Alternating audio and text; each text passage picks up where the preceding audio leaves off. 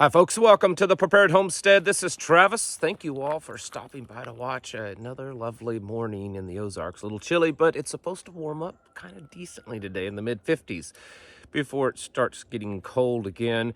Remember my family in your prayers. We've got a little stomach bug going through the household, and so far I'm good, but I don't know how much longer I can hold out since it's getting everybody.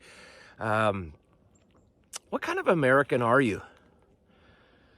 That seems like a funny question to ask, in my opinion. I mean, I grew up at a time that it was just assumed that even though we had differences and different religions and political affiliations and skin color and all these other things, that, well, in the end, you were still an American. You still, were proud to be an American. You realized that you lived in the best place in the planet, and that even though there was so many differences in this country, that we would all stand together to protect what we have. And I don't think that's so anymore. I think that's one of the biggest and best psyops that they've done, is to destroy this proud American sentiment that we are proud of what we are and who we are and where we came from, and now there's no pride whatsoever.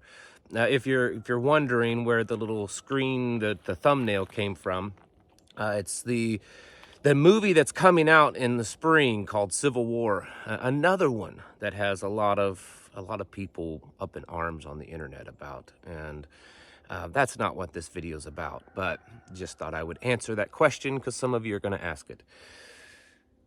What is an American, and what kind of American are you? Today, I don't know. I think that probably is going to have you're going to get a lot of different answers and definitions, but are you the kind of American that is going to stand up against this kind of stuff that's going on? Are you the kind of American that's going to continually compromise and say, well, it's the American thing to tolerate this stuff. It's the American thing to allow this stuff. Everyone has a right to think what they want and believe what they want and do what they want with their lives, and then push that on other people. And we should be tolerant of that, at least as long as you're within a certain classification. If you're, a white male or a Christian or something like that, you don't fall under those, guidelines of tolerance. What kind of American are we when we've sat back for however many years now, decades, and allowed this big old deep state corruption, lies, immorality, godlessness to creep into our society? It's gone on for a long time, a lot longer than you and I have been around, and yet all that while, people called themselves Americans and proud Americans while they allowed this stuff to happen. And I think that it started under the guise that, well, honestly, that is the American thing to do. That the American thing to do is to allow people to live out their lives, and however it is, no matter how weird it is, to allow people to do that. And for the most part, everyone was okay with that. But now it's different. It's not just about living out your life. It's about pushing their lifestyles on everyone else. It's about controlling your life so that you fall within the guidelines of what they, whoever they are, deem that is proper and correct. And you and I and many others are left kind of wondering, are we going extinct? Are we a dying thing? Will America ever rise once again to its glory that it once was? Where will traditional Christian basic family values ever again find itself? Will the life and the way that you and I live, will it die off? Will it become completely unacceptable? Will it someday become criminal? I think in a lot of ways, folks like you and I are kind of leaning towards that. I mean, it kind of looks that way. And I'm not on here to encourage any kind of revolution or to start any kind of thing like that. I'm not opposed to it.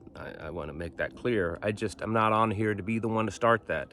I've said for a long time, it's not that I'm opposed to something like that. It's that there's not enough continuity of ideas and people. It's not enough of us that will stand together and willing to take that stand and to risk all.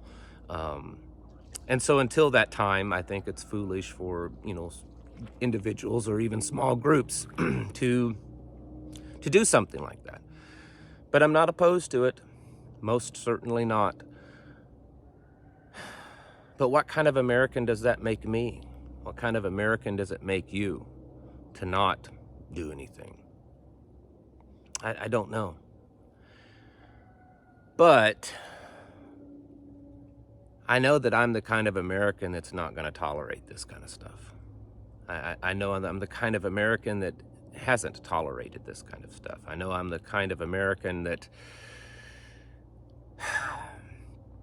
that's doing everything I can to keep this garbage out of my home and out of my communities. And I don't care. I don't care what it makes me. I don't care how they paint me. I'm the kind of man that can be extremely stubborn when standing on my principles. And, if I lose friends, family, and fame that I don't even have, money, fortunes, whatever it is, I'm not gonna back down. And I know that many of you are the same way. I'm not saying this to puff myself up and to make myself sound special. I know that that's typically the case with most of us. In fact, I would consider that just average for most folks like you and I to feel that way. We can't allow this to win over us. We may not be able to stop all of this from happening on a national level. We may not be able to turn things around in the White House and Congress. We may not be able to shut the spending spree, the garbage that's being produced by Hollywood and everything else. We may not be able to stop that. But we can be the kind of American to change and to be a barrier against that kind of stuff when it comes into our homes and it comes into our minds and our child's minds. We can be the kind of American that will stand firm against this and let our voices be known. And it's going to cost us. This is what I've said in the past of the amount of persecution. We think of persecution something it's almost like a martyrdom. But I think the type of persecution that we're going to see is what we've seen already with a lot of folks, just more profound, where you lose your job, maybe your family falls apart, maybe your church or your friends turn their backs on you. Maybe you lose your home because you've lost your job. Maybe your bank cancels your accounts. That's happened. Your doctors no longer take care of you. You have to move because, everyone around you thinks you're a horrible person. We're probably gonna see a lot more of that. And that's part of that mental preparedness that I've been telling you about for so long, is preparing yourselves for the the canceling, I guess, to use a newer term, the canceling of who we are and what we believe. Because if you're the kind of American that won't stand for this kind of stuff, if you're the kind of American that refuses to bow down to their immoral gods, if you're the type of American that is not going to compromise on your spiritual beliefs, is not going to compromise on your family values and morals, then I hate to be the bearer of bad news, but you're also going to be the kind of American that's probably going to experience shame and persecution and hardships as this all rolls out.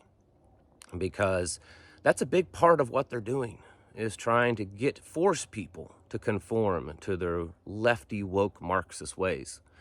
And they're building a whole technocracy infrastructure around being able to do that. And so if you're the kind of American that just no longer can stomach and tolerate this, and is so bullheaded that you're going to continue with your Bibles and your God and your traditions and morals and family values and your guns and all that kind of stuff, well, you're going to also probably be the kind of American that's going to get the full brunt of their woke tech AI wickedness. And we need to be prepared for that.